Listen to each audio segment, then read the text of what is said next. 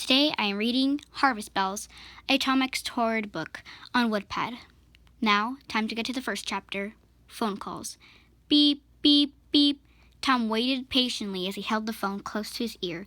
It was the only thing he could hear that would disturb the silence in his room. Who was he calling? Oh, right, Tord. No way he was going to pick up. He was dead. We're sorry. No one is there to take a call. With a slight grumble, he placed the phone aside in his dark wooden drawer beside his orderly bed. For several moments he had sat there in silence, waiting for something to happen. Nothing. Of course nothing would happen. He wasn't doing anything to make it happen. He took a look around his room, examining the shattered and empty bottles scattered around his bedroom floor, along with some ripped-up scraps of paper. It was strangely dark outside. What time was it?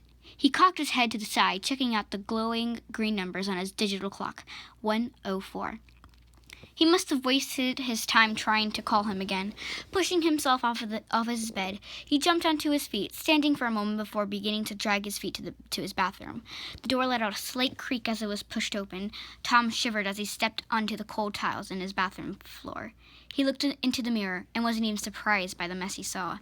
His hair was going everywhere in every direction, dark circles under his eyes, pale skin. He even saw the marks on his arms from when he tried to hurt himself oh so long ago.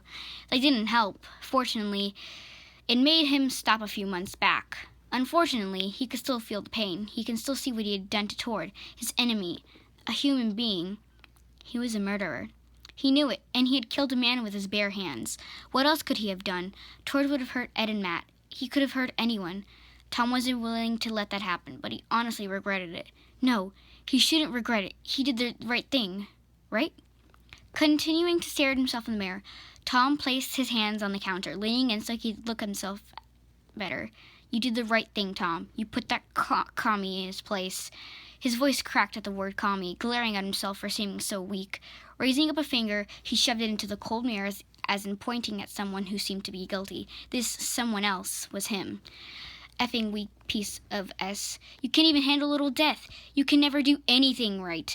Can you? So useless. He spat out those words to himself, feeling his eyes begin to tear up. So effing pathetic and weak. Why are you so stupid? Tom pushed himself away from the bathroom counter, stumbling away from the bathroom door and tripping on his own feet. With a sudden thud, he was on the floor, letting out a sharp hiss. He pulled himself onto his elbow, looking back to his leg. No wonder. His leg landed on one of the broken pieces of his Smirnoff bottles. Whatever. He rolled himself over, sitting himself up and looking at the piece in his leg. It was a large piece, stuck deep in his thigh. Easy to take out, but good enough to let him bleed out till he lets out his last breath. Idiot, you can't even clean up after yourself. Now look at what you did, you piece of S. He let out a choked sob, feeling several tears begin to stream down his face. All of these things, they were true. They had to be. Why else would he be saying them?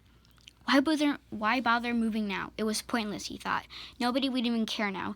Ed might notice him missing, but eventually he'd move on. Matt, he would just forget about him in a split second. It happened with Tord. It's his turn now. Although for an odd reason, he felt his leg and body go numb. He couldn't feel the glass in his leg anymore, just the blood pouring out. At least he won't feel physical pain, right? No one's going to stop him.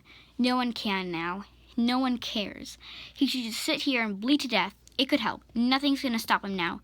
That is, until his phone rang. Letting out a low groan, he dragged himself by his elbows over to the drawer, shaking as he grabbed his phone. Who'd be calling him this late at night? Once he took a glance at his phone, his eyes widened as he read the name on the screen. It was Tord.